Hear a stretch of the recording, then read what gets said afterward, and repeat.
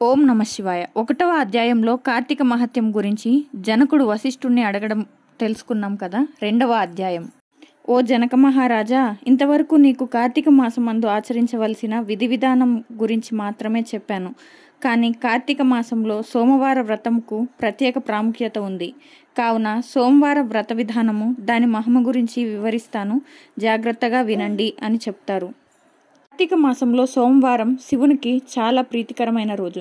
ఆ రోజున స్త్రీ గాని పురుషుడు గాని ఏ జాతి వారైనా రోజంతా ఉపవాసం ఉండి నదిలో స్నానం చేసి తమ శక్తి కొలది దాన ధర్మాలు చేసి నిష్ఠతో శివునకు బిల్వపత్రములతో అభిషేకం చేసి సాయంత్రం నక్షత్ర దర్శనం చేసిన తర్వాత భోంచేయాలి.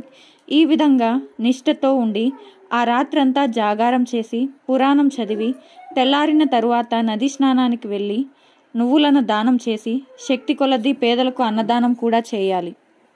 ఈ విధంగా చేయలేని వారు కనీసము 3 బ్రాహ్మణులకైనా తృప్తిగా భోజనం పెట్టి తాము కూడా భోజనం చేయాలి. ఉపవాసం ఉండగలిగిన వారు సోమవారం రోజు 2 పూటలా భోజనము గాని ఏ విధమైన ఫలహారం కానీ తినకుండా కార్తీక మాసంలో వచ్చే సోమవారం వ్రతమును చేస్తే పరమేశ్వరుడు కైలాస ప్రాప్తి కలిగించి శివ సన్నిధికి చేర్చుకుంటాడు. భర్త లేని సోమవార వ్రతము చేసి కైలాస ప్రాప్తియు, విష్ణు పూజ చేసినచో వైకుంఠ ప్రాప్తి పొందుతారు. దీనికి ఉదాహరణగా ఒక కథ నీకు చెప్తాను, వినుము జనక మహారాజా అని ఈ విధంగా చెప్పనారంభించాడు. కార్తీక సోమవార ఫలముచే కుక్క కైలాసముటకు చేరుట. పూర్వకాలమున కాశ్మీర దేశంలో ఒక బ్రాహ్మణుడు ఉండేవాడు. అతడు పురోహిత వృత్తితో తన కుటుంబంను పోషించుకుంటూ ఉంటాడు. అతనికి నిష్ఠూరి అనే కుమార్తె కలదు. తండ్రి ఆమెను సౌరాష్ట్ర దేశంకు చెందిన మిత్రశర్మ అనే ఒక బ్రాహ్మణ యువకునికిచ్చి పెళ్లి చేస్తాడు. ఆ బ్రాహ్మణ యువకుడు 4 వేదములు శాస్త్రములు చదివినవాడు. అందువలన సదాచార పరాయణుడై భూతదయ కలిగినవాడు. ఎప్పుడూ నిజమే చెప్పేవాడు. ఎప్పుడూ దైవనామస్మరణ చేయడం వల్ల అపరబ్రహ్మ అనే పేరు కూడా పొందాడు. ఇటువంటి ఉత్తముని పురుష భార్య అయిన నిష్ఠురి యవ్వన గర్వంతో కన్ను మిన్ను తెలియక పెద్దలను తిడుతూ, అత్తమామలను భర్తలను తిడుతూ కొడుతూ పరపురుషులతో కూడినదై వేశ్యగా మారి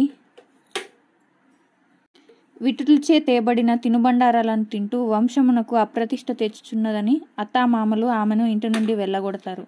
శాంత స్వభావుడైన భర్త మాత్రం ఆమెను ఎటువంటి నింద చేయకుండా గృహస్థాశ్రమ ధర్మానికి లోపం వస్తుందని పొమ్మనకుండా ఆమెతోనే ఉండేవాడు. కానీ చుట్టుపక్కల వారు ఆమె గయ్యాలి అని, తమను ఏవగించుకొని కర్కస అని పిలిచేవారు. ఈ విధంగా కొంతకాలం జరిగిన తర్వాత ఒకరోజు రాత్రి తన భర్త గాఢ నిద్రలో ఉన్న సమయంలో చూసి ఆమె తాళిగట్టిన భర్త అని కూడా చూడకుండా దయాదాక్షణ్యాలు లేకుండా ఒక బండరాయిని తెచ్చి అతని తలపై గట్టిగా కొట్టింది. వెంటనే అతడు చనిపోతాడు. ఆ మృతదేహమును ఎవరి సహాయం లేకుండానే రహస్యంగా పాడుబడిన బావిలో పడేసి ఏమీ తెలియని దానిలాగా ఇంటికి వచ్చేస్తుంది. ఇక తనకు ఏ ఆటకము లేదని విచ్చలవిడిగా తిరుగుతూ సౌందర్యం చూపి ఎందరినో వశపరుచుకుని వర్ణసంకరాలైనది.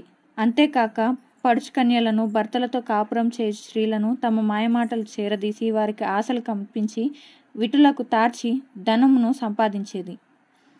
ఓ జనక మహారాజా, యవ్వన బింకము ఎంతో కాలం ఉండదు కదా. క్రమక్రమంగా ఆమె యవ్వనం నశించి శరీరమంతా కుష్ఠవ్యాధితో కురిపియి భయంకరమైన రోగంతో బాధపడసాగింది. కర్కస ఈ విధంగా నరక బాధలు అనుభవించి ఒకనాడు దిక్కులేని చావు చచ్చింది. బ్రతికినంత కాలం ఒక్కరోజైనా దేవాలయానికి గాని పురాణ శ్రవణానికి గాని వెళ్ళలేదు. చనిపోయిన వెంటనే భయంకరులైన యమభటులు ఆమెను తీసుకుపోయి యమధర్మరాజు దగ్గర ఉంచారు. చిత్రగుప్తుడు ఆమె పాపాల జాబితాను చెప్పగా యమధర్మరాజు ఉగ్రుడై భరించరాని శిక్షలు వేశాడు. వీటిలతో సుఖించినందుకు గాను యమభటులు ఆమెను ఎర్రగా కాల్చిన ఇనుప స్తంభమును కౌగిలించుకోమని చెప్పారు. భర్తను బండరాతితో కొట్టి చంపినందుకు ఇనుపగదులతో కొట్టారు. పతివ్రతలను వ్యభిచారులుగా మార్చినందుకు కాగిన నొలలో పడవేశారు. తల్లిదండ్రులకు అత్తమామలకు అపకీర్తి తెచ్చినందుకు సీసం కరిగించి నవరంధ్రాల్లో పోశారు.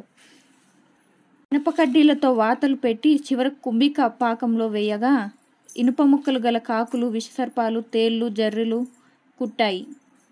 ఆమె చేసిన పాపము ఇటు 7 తరాల వాళ్ళు, అటు 7 తరాల వాళ్ళు నరకబాధలు అనుభవించారు. ఈ విధంగా నరక బాధలు అనుభవించి చివరకు 15వ జన్మలో కుక్కగా జన్మించి ఆకలి బాధ పడలేక ఇల్లిల్లు తిరుగుచుండగా కర్రలతో కొట్టేవారు, తిట్టేవారు. కాలం గడుచున్నది.